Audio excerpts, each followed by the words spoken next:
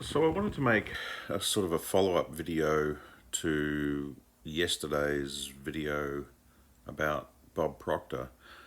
You know, one of the weird things is we're sort of programmed by the world we live in to be sad when someone passes away, to think of death as a very sad thing. The really interesting thing about Bob is that he didn't view death with fear. He believed that it was, you know, interesting because something exciting was probably going to happen. You know, he had a belief that we are spirits living in physical bodies, and he was going to be entering the spiritual realm, and he wanted to find out about that. So he lived a long life, but he wasn't afraid of death, which is really quite interesting. He also had a belief that you cannot have a bad without a good. So if you think death is bad, well, there must be something good about it. I don't know. I suppose, if someone was sick and was suffering, we would say the good thing was at least their suffering's over.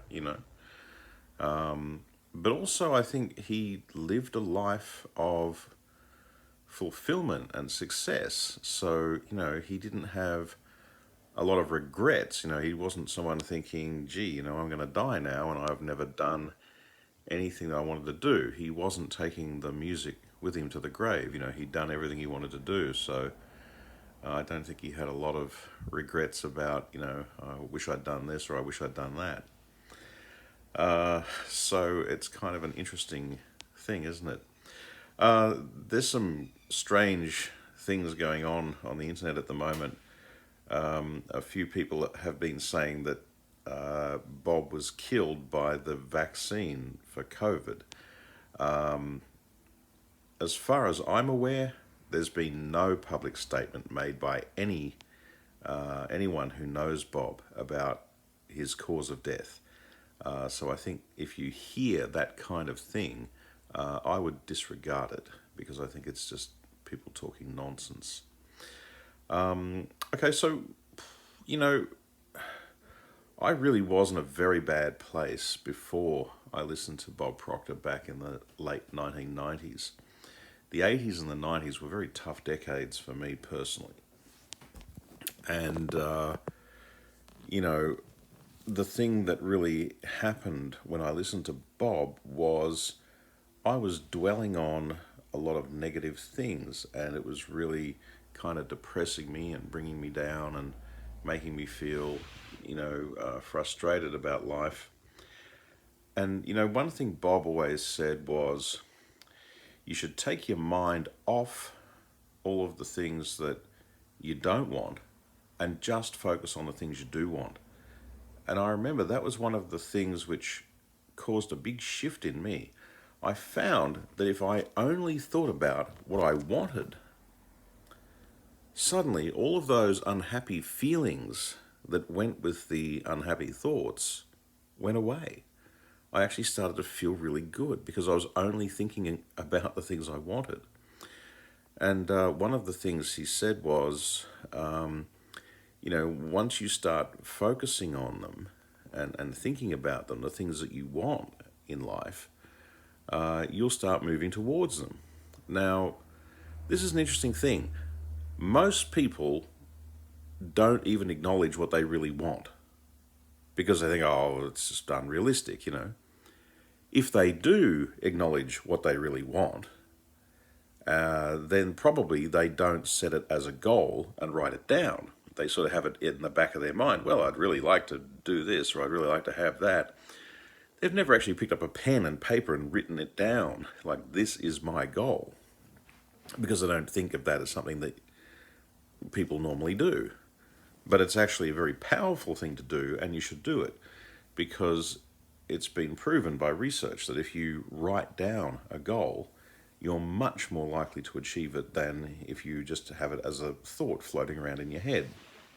In fact, governments and businesses and successful champions in sport and things, they write their goals down, and we all should do that. And the biggest thing, this is really, really important, the biggest thing which stops people in life, okay, is that they think I've got a goal, I want to do this, but I don't know how. And they think, if I don't know how to do it, if I don't know how to achieve the goal, I guess I'm screwed. Well, Bob always told the story of Sir Edmund Hillary. He said Edmund Hillary had no idea how to get up the mountain to the top of Mount Everest. Okay, he had no idea. And he tells the story of how they tried and failed again, and then finally they tried and succeeded. See, what happened was it was exploratory. He had a goal. The goal was to be on top of the mountain planting the flag, conquering Mount Everest. That was the goal. That was the image in the mind. Right? He was seeing himself in his imagination doing that. But he didn't know how. But the point is, he didn't let not knowing how stop him from trying. So he tried and he tried and he tried. And guess what? Like an explorer in the dark, investigating something completely new, he worked it out bit by bit. He found the way to the goal little by little. You know, you find the first little bit of distance in front of you, and then once you've moved that distance, you find the next little bit of the distance to go. You know, maybe you go left and then you go right, then you go up and down, and maybe there's obstacles and problems along the way. But that's where persistence kicks in, and that's where your human inventiveness at overcoming them, overcoming the obstacles kicks in. But the point is, you don't need to know how. You will learn how bit by bit in an exploratory, investigative kind of way as you try to move towards the goal. When you get to the goal, that's when you'll be able to look back and go, oh, now I can see how I got here. But you don't know how when you start off. So don't let not knowing how to achieve your goal, don't let that stop you. Don't say, oh, yeah, no, I really want to make a motion picture for the cinema, but I don't know how. Or I really want to sell 1,000,000 books, but I really don't know how. Or I really want to be a world-class athlete, but I don't know how. Or I want to, make $1,000,000, but I don't know how. Just set the goal and start moving towards it, and you will find out how. The how will be revealed little by little. Just got to have faith and trust and don't give up. That's what I learned from Bob Proctor.